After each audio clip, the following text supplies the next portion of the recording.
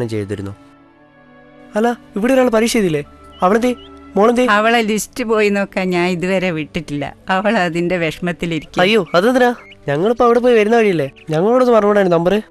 രാജി, ഇതാ നിന്റെ ജോയ്സൊക്കെ വന്ന് വിളിക്കുന്നു. നിങ്ങളായിരുന്നോ? നീ ലിസ്റ്റ് നോക്കാൻ പോയില്ലല്ലേ? അല്ല, അവൾക്ക് മാർക്ക് കുറവായോണ്ടുള്ള സംശയമുള്ളൂ. ഹലോ, സ്കൂളല്ലേ? ഞാൻ അപേക്ഷ കൊടുത്ത കുട്ടിയാണ്. അതെ, എനിക്ക് ഇത്രയും നാളായിട്ട് കാർഡ് വന്നിട്ടില്ല, ഇന്റർവ്യൂ കാർഡ്.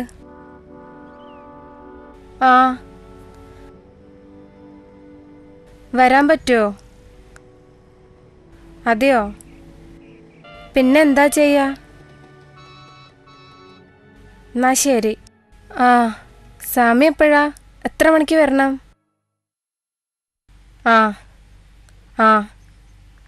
10 മണിക്കാ? 10 മണിക്ക് വരാം. ശരി. ശരി. ഇന്റർവ്യൂവിൻ്റെ ദിവസം രാജിയുടെ പേരിൻ്റെ തൊട്ടു മുമ്പുള്ള കുട്ടിയുടെ പേരെത്തിയപ്പോഴേക്കും ലിസ്റ്റ് ഫുള്ളായി. അവസാനത്തെ കുട്ടിയുടെ രക്ഷിതാവും ഉള്ളിൽ കയറിയപ്പോൾ രാജിയും അമ്മയും തിരിച്ചു പോകാൻ ഒരുങ്ങിയതാണ്. പക്ഷേ അന്ന് ഭാഗ്യം രാജിയുടെ കൂടെയായിരുന്നു.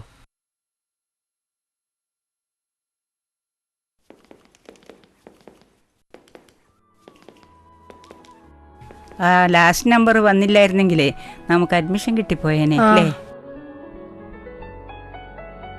ഹലോ, അവിടെ സീറ്റ് ശരിയായില്ലേ? ഓക്കെ ഓക്കെ സാർ, എന്നാ ശരി. എന്നാ പിന്നെ അവരെ വിളിക്കല്ലേ? അവരെ വിളിച്ചോ.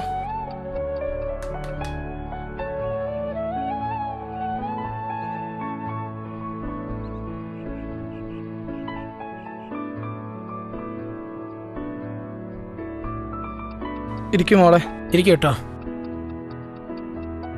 എന്താ? അഡ്മിഷന് വരാൻ പറഞ്ഞിരുന്നു. എന്താ പേര്? രാജി. കാർഡ് എന്തേ? കാർഡ് കിട്ടിയില്ലായിരുന്നു. കാർഡില്ലെങ്കിലും വരാൻ സാറ് പറഞ്ഞിട്ട് എന്താ? ഇവിടെ കാണുന്നില്ലല്ലോ. ആണോ? അന്ന് വിളിച്ചു പറഞ്ഞു നിങ്ങളല്ലേ? മാഷ, എന്നാ ആപ്ലിക്കേഷൻ നോക്ക്. പേരെന്താ? രാജിയോ?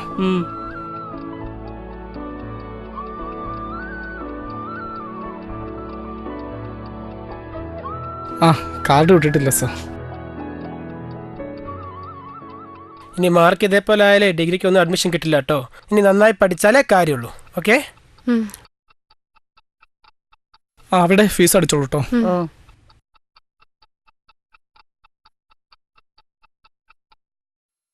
സാർ, ഇത്രയുമാണ് ഞങ്ങളെ ഗ്രൂപ്പ് അന്വേഷിച്ച കാര്യങ്ങൾ. ഓക്കെ ശരി. ഇനി നെക്സ്റ്റ് ഗ്രൂപ്പ് ആരാ അവതരിപ്പിക്കുന്നത്? സാർ, ഞാൻ മനോജ് ബാബു. ഓക്കെ, മനോജ് ബാബു തുടങ്ങിക്കോളൂ. രാജിയുടെ പുതിയ സ്കൂൾ ജീവിതത്തെക്കുറിച്ച് ഏതാനും കാര്യങ്ങൾ, അതാണ് ഞങ്ങൾ അന്വേഷിച്ചത്. രാജിക്ക് തൻ്റെ നാട്ടുകാരിയായ ഒരു കൂട്ടുകാരിയെ കിട്ടി. പേര് ബുഷറ. അവളോടൊപ്പമായിരുന്നു പലപ്പോഴും സ്കൂളിലേക്കുള്ള രാജിയുടെ പോക്കും വരവും. സയൻസ് എടുത്തിട്ട് +2 കഴിഞ്ഞിട്ട് എന്താ പ്ലാൻ? നഴ്സിങ്ങിന് പോണം, നഴ്സാവണം. എന്നിട്ട് ഇവിടെയുള്ള ആളുകളൊക്കെ കുത്തിവെക്കണല്ലേ? അയ്യേ, ഇവിടെ ഉള്ളവരൊക്കെ ആര് കുത്തിവെക്കാൻ? കുത്തിവെക്കണേൽ അമേരിക്കയിൽ പോണം. അത് ശരി. അപ്പൊ കാശുണ്ടാക്കാനാണല്ലേ പരിപാടി, അല്ലാണ്ട് ആതൊരു സേവനല്ല. അങ്ങനെയുള്ള വിഡിത്തൊന്നും ഞാൻ കാണിക്കല്ലേ മോളെ. ആട്ടെ, നിന്നെ അമേരിക്കയിലൊക്കെ വിടുവോ? അതൊക്കെ വിടും. മുന്നേ നീ എവിടെയായിരുന്നു പഠിച്ചിരുന്നത്? ഇവിടെ ഒന്നും കണ്ടു പരിചയല്ലോ. എവിടെയായിരുന്നു? ആദ്യം ഞാൻ അമ്മാന്റെ വീട്ടിൽ നിന്നായിരുന്നു പോയിണ്ടായിരുന്നേ. പിന്നെ ഇപ്പൊ എന്താ ഇവിടെ നിന്നാക്കാന്ന് വിചാരിച്ചേ? അത് ടൗണല്ലേ, അവിടെ നല്ല മാർക്കുള്ളവർക്കൊക്കെ കിട്ടുള്ളൂ. പിന്നെ അഡ്മിഷൻ കിട്ടിയൂല്ല, അതുകൊണ്ടപ്പോ ഇവിടുന്ന് പോവാന്ന് വിചാരിച്ചേ. അങ്ങനെയല്ലേ? അപ്പോ നിനക്കെത്ര മാർക്ക് ഉണ്ടായിരുന്നു? നല്ല മാർക്കൊക്കെ ഉണ്ടായിരുന്നോ? എനിക്ക് B+ ആയിരുന്നു.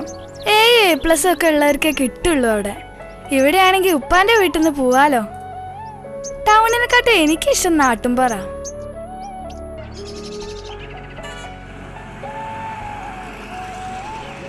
നിനക്കപ്പോ ഇവിടെയുള്ള ക്ലാസ് ഒക്കെ മനസ്സിലാവുന്നുണ്ടോ? ഇംഗ്ലീഷിലല്ലേ ഫുള്ള്? ഓ എനിക്ക് മനസ്സിലാവുന്നുണ്ട്. കുറച്ചു കാലം ഞാൻ ഇംഗ്ലീഷ് മീഡിയത്തിൽ പഠിച്ചിട്ടുണ്ടായിരുന്നു. എന്താ എനക്ക് മനസ്സിലാവുന്നില്ലേ? എവിടെ മനസ്സിലാവാനാ മോളെ? ഞാൻ 10ാം ക്ലാസ് വരെ ദ്രവണാംഗം കൊതണാംഗം എന്നൊക്കെയല്ലേ പഠിച്ചത്. ഇപ്പൊ വെലോസിറ്റി എന്നൊക്കെ കേൾക്കുമ്പോ എവിടെ മനസ്സിലാവാനാ?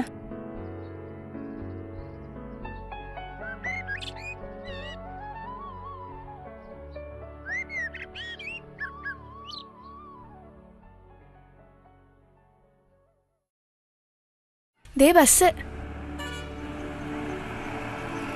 അയ്യോ, അത് നിർത്താണ്ട് പോയി. ഇനിയിപ്പോ ഏതാ ബസ്? ബസ് യാത്രയായിരുന്നു രാജിക്കുണ്ടായിരുന്ന പുതിയ പ്രശ്നം.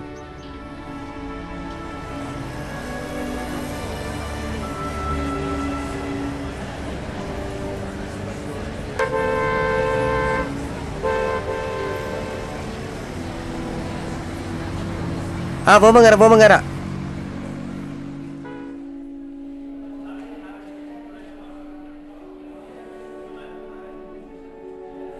പത്താം ക്ലാസ് വരെ എല്ലാം മലയാളത്തിൽ പഠിച്ചിരുന്ന അവൾക്ക് ഇംഗ്ലീഷിലുള്ള ക്ലാസ്സുകൾ ആദ്യം നല്ല ബുദ്ധിമുട്ടായിരുന്നു.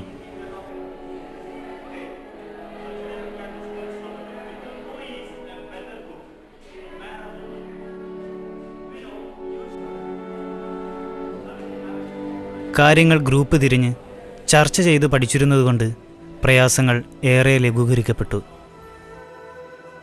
മറ്റു പലതും പറയാനുള്ള അവസരം കൂടിയായിരുന്നു ചർച്ചകൾ.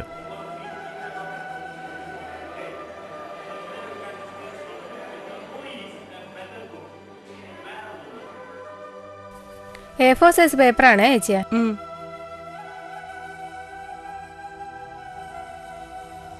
ഇത് മതിയോ? ഇത്രയൊന്നും പോരാ, ഇനിയും കുറച്ചുകൂടെ വേണം. ഇനി വേണോ? ഇതൊന്നും പോരാ. ഇതൊക്കെ അസൈൻമെന്റിനാ. ഇനിയും വേണോ? ഇനിയും വേണം. സ്വയം ചെയ്യാൻ പറ്റുന്ന കാര്യങ്ങളൊക്കെ സ്വയം ചെയ്തിരുന്നു അവൾ. രാജി, ആ സാറ് പറഞ്ഞ അസൈൻമെന്റ് ചെയ്തോ നീ? ആ ചെയ്തു. എനിക്കൊന്ന് തരാവോ? ആ അതിന് നീയൊന്നും ചെയ്യാറില്ലല്ലോ. നിങ്ങളൊക്കെ ചെയ്യാറില്ലേ, പിന്നെ ഞാനെന്തിനാ ചെയ്യണത്? അതല്ല, സ്വന്തം ചെയ്യണമെന്നാ പറഞ്ഞേ.